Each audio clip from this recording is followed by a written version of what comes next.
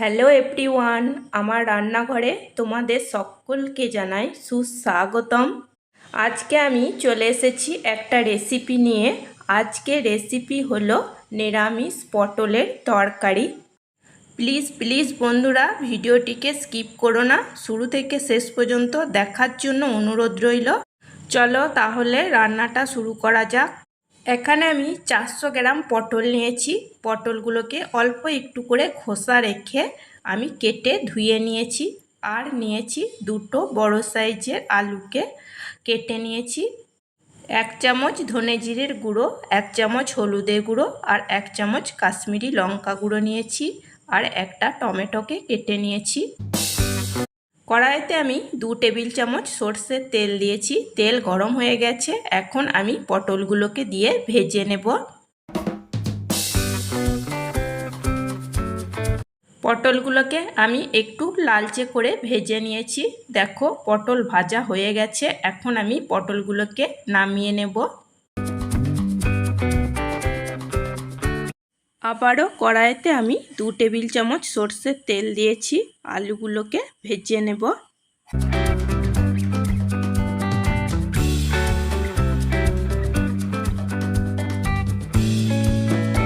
আলুগুলোকেও একটু লাল লাল করে ভেজে নিয়েছি। আলু ভাজা হয়ে গেছে। এখন আমি আলুগুলোকে নামিয়ে নেব।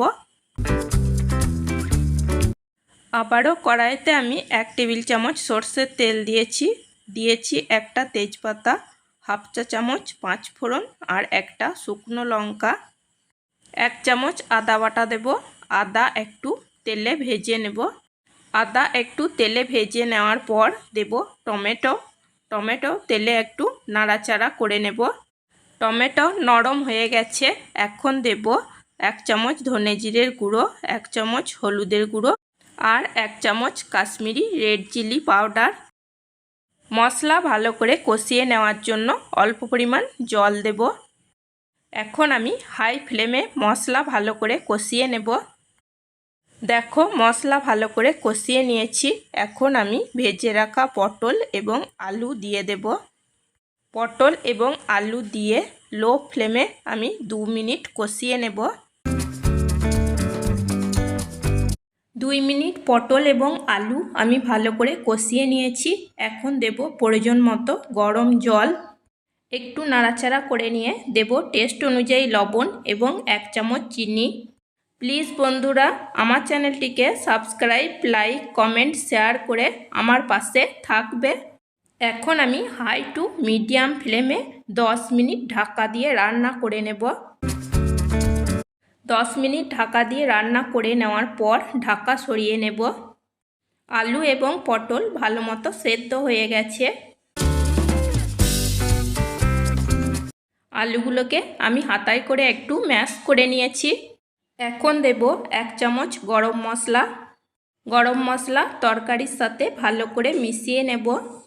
ব্যাস তৈরি হয়ে গেছে নিরামিষ পটলের তরকারি। এই নিরামিষ পটলের তরকারি রুটি, ভাত, পরোটা সবের সাথেই খেতে কিন্তু ভীষণই ভালো লাগে। নিরামিষ হলেও কিন্তু এই পটল আলুর তরকারিটা খেতে ভীষণই টেস্টি হয়। রেসিপিটা যদি তোমাদের ভালো লেগে থাকে তাহলে অবশ্যই একবার বাড়িতে বানিয়ে নিও। লাইক করো, কমেন্ট করো। তোমাদের লাইক কমেন্ট আমার কাছে ভীষণই গুরুত্বপূর্ণ। প্লিজ বন্ধুরা পাশে থেকো। আজকের মতো এই পর্যন্তই। চলো টাটা, বাই।